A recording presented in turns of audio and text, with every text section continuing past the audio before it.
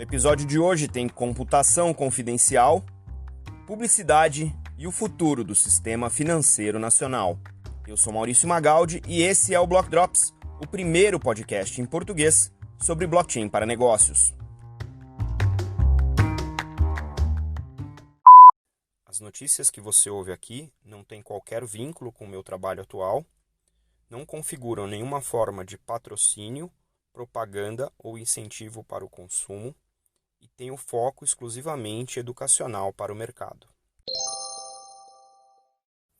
Com a maturidade das tecnologias blockchain e do uso coordenado no mercado corporativo, um dos movimentos que a gente tem visto muito recentemente é o movimento de entidades organizadas por indivíduos e empresas para coordenar, gestionar e definir padrões de mercado para determinados temas técnicos específicos. A gente falou sobre a IWA, que está definindo padrões para tokenização, né? Então uma instituição que também está fazendo isso. E hoje eu trago aqui para vocês o CCC, Confidential Computing Consortium, que é a associação ou consórcio, né, como o inglês utiliza, de computação confidencial. É muito interessante ver que são empresas tipo Facebook, que tem suas questões com privacidade e confidencialidade bastante controversas, NVIDIA e R3, que são empresas de alta tecnologia, R3 sendo uma empresa de blockchain para negócios, realmente traz um certo peso para esse tema.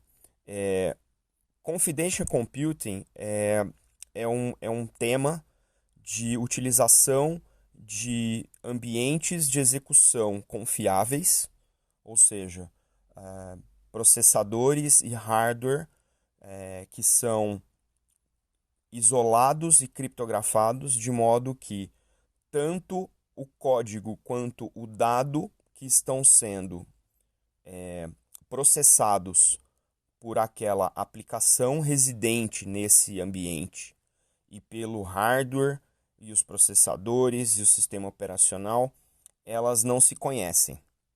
É como se o processador pudesse processar essas informações sem saber o que ele está processando. Processar aquela aplicação sem conhecer o que aquela aplicação faz. Isso, no limite, é algo que leva a privacidade e confidencialidade a um nível que hoje a gente, obviamente, não tem popularmente, não é popularizado, mas que, de certa maneira, passa a fazer sentido quando você começa a trabalhar cada vez mais com tecnologias tipo blockchain. Então, a gente sabe que existem uma série de protocolos de arquitetura para garantir a confidencialidade dos dados e a privacidade dos dados em ambientes blockchain, mas não necessariamente no nível do processador, não necessariamente no nível do hardware. Então, essa teoria, né, essa metodologia ou esse conceito de TEE, que é o Trusted Execution Environment, ele é algo que é relativamente novo do ponto de vista de aplicação, né? Mas é uma coisa que leva uma preocupação que já é residente na arquitetura técnica das tecnologias blockchain para algo muito mais amplo e que pode ser, obviamente, não só aplicado para o blockchain, mas também para outras tecnologias. No mundo do blockchain, quem acompanha já deve ter ouvido falar do ZKP, que é o Zero Knowledge Proof, que é uma maneira de você utilizar a informação sem necessariamente saber o detalhe dessa informação, saber exatamente o que ela é. Então já existem protocolos interessantes, tanto em Ethereum, em Fabric, então são conceitos importantes de privacidade sendo aplicados para blockchain, obviamente, mas muito mais amplamente agora em que vai ser possível em hardware você ter o processador, o barramento, as placas, também em um ambiente de execução confiável, privado, onde obviamente apenas poucos participantes permissionados, autorizados, podem ter acesso. Então, interessante que o movimento da R3 e da IoTeX, que também é uma empresa de blockchain, se juntarem a esse consórcio, significa que a gente vai ver aí um aumento no TEE, na aplicação do TEE para o ambiente blockchain. Acho interessante ver isso acontecendo muito rápido, porque os ganhos podem ser muito grandes em termos até de trazer mais confiança para quem ainda é muito cético no uso do blockchain. Nossa segunda nota de hoje é uma nota até meio não tão óbvia, que é o uso do blockchain para publicidade, né? Eu vou citar aqui um artigo da Cointelegraph, do Nick Bell, sobre a aplicação de blockchain na indústria da publicidade, propaganda e marketing, né? O artigo está muito bem escrito, ele é até bastante básico, mas uma coisa interessante que ele já ataca logo de saída é as características do blockchain que servem ao mercado publicitário, né? Então, tem algumas características do blockchain que são altamente desejáveis, especialmente na mídia digital, para endereçar alguns desses problemas, né? Então, a primeira é transparência, né? Então, se você tem uma rede blockchain onde você tem anunciantes e você tem veículos e você tem agências, você está vendo todo o workflow do seu anúncio, né? Então, é praticamente eliminando aí o nível de reconciliação que hoje existe nessa indústria, né? Quanto foi investido, quanto foi entregue, quanto foi convertido, isso tudo gera um monte de reconciliação e disputa, e o blockchain, por ser essa fonte distribuída da verdade, pode resolver essa questão, né? Uma outra coisa que de fato é um problema, especialmente em mídia programática, é você saber com certeza que aquele orçamento daquela tua campanha está atingindo o público-alvo que você configurou, que você desejaria e pelo qual você está pagando. Hoje, as plataformas de mídia digital não são elas que dominam essa informação e não necessariamente elas fazem isso com transparência.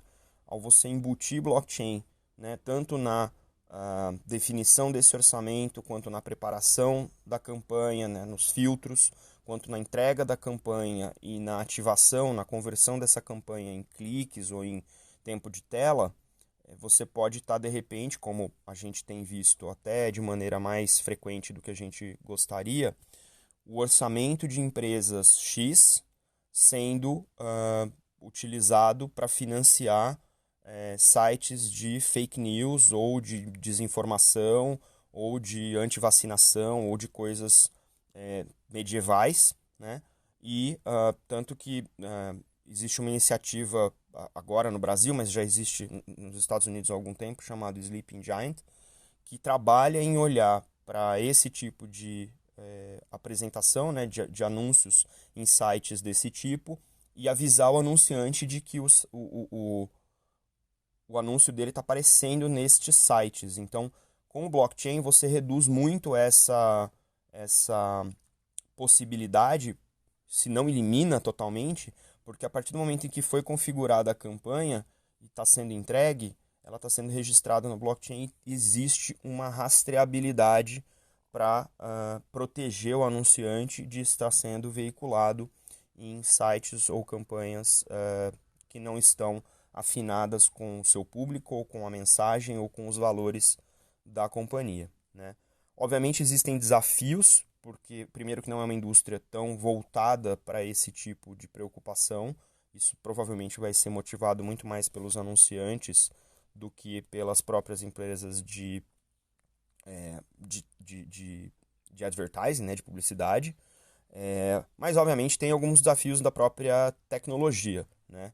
Nem todas as tecnologias blockchain elas são capazes de lidar com o volume de transação que acontece nesse meio de publicidade digital. São milhões por segundo. Então isso talvez seja um grande impeditivo neste momento, né? Mas obviamente é algo que os projetos open source, as empresas que trabalham com blockchain estão trabalhando para resolver. E o segundo ponto é que não há um hábito nessa indústria de lidar com transparência. Isso também é um paradigma que precisa ser quebrado, precisa ser mudado, né? Neste momento, as ofertas não são muitas, não existem muitas empresas que fazem isso.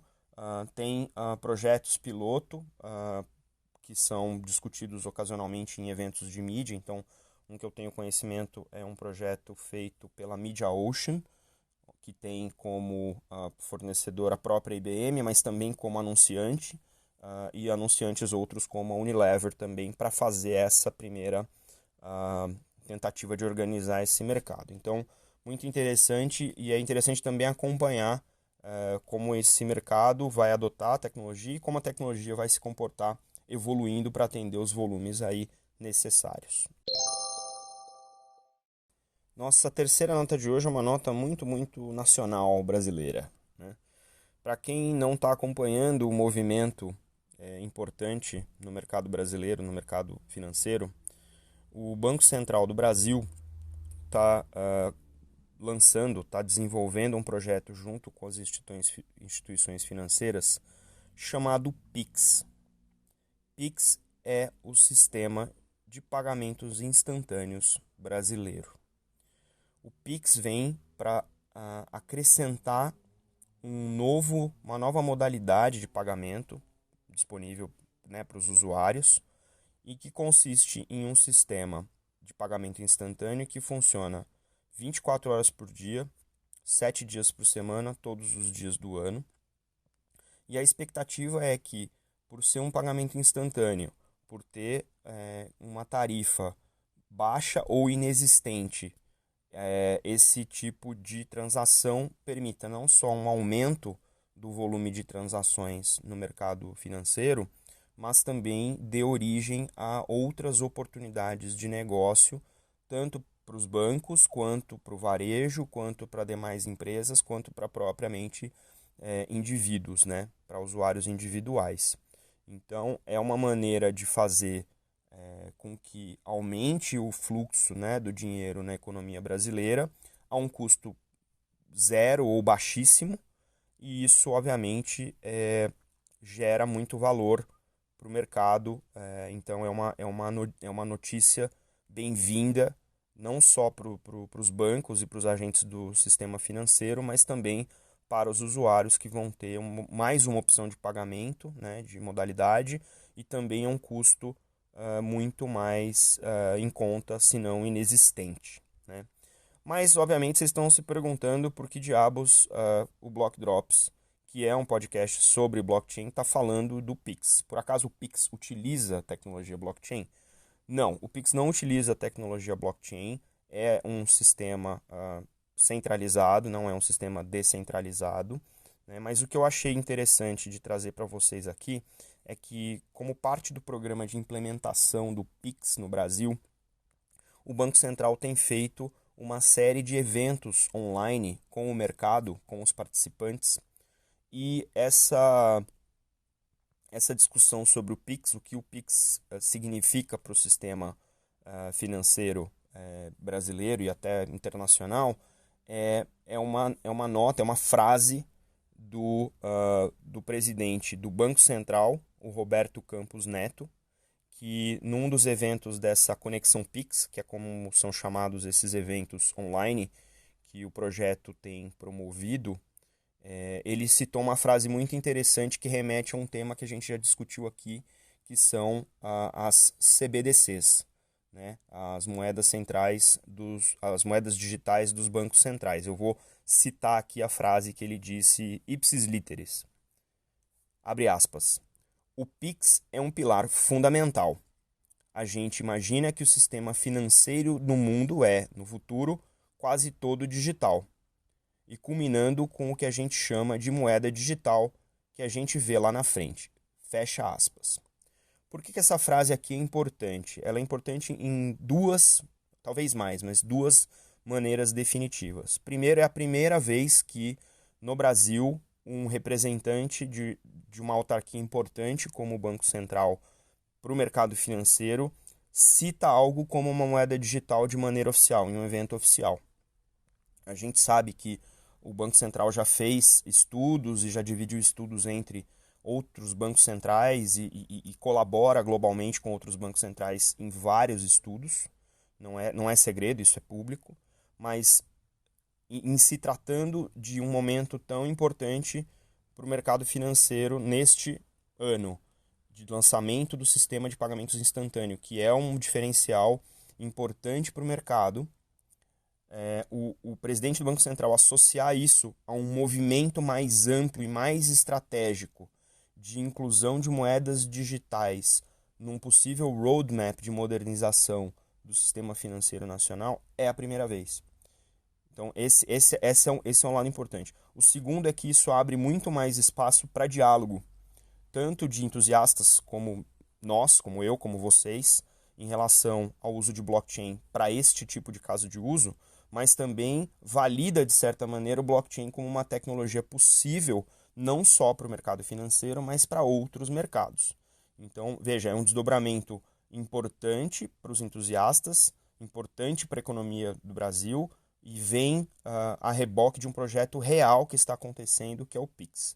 Eu fico muito satisfeito de poder ter participado desse evento e ver isso sendo manifestado ao vivo, e eu acho que isso vai ser muito interessante para a gente acompanhar não só o sucesso do Pix, as dificuldades que o Pix vai ter, a adoção, a aderência disso, mas a velocidade com que isso acontece também pode ser um indicativo de quão rápido a gente pode realmente ativar a discussão sobre as moedas digitais agora do Banco Central do Brasil.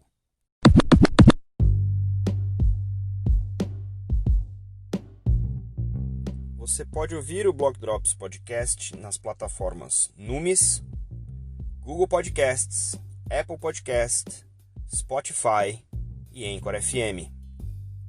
Entre em contato conosco através do e-mail blockdropspodcast@gmail.com, no Instagram Block Drops Podcast e no Twitter Block Drops Pod.